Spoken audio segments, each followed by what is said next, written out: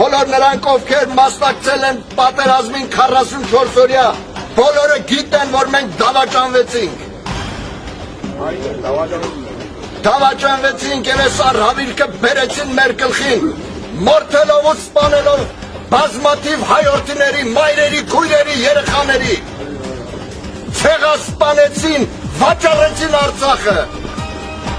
վաճառում են Հայաստանը։ Այսօր ես նամակ եմ ստանում Բելգիայից, որտեղ որ ցույց է տալիս, որ իջնում է Զվարթնոց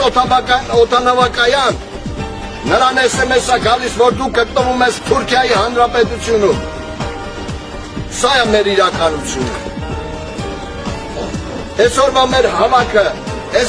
մեր հավաքը, որը որ Տեև Հովանես ջոկատի դրոշի ներքո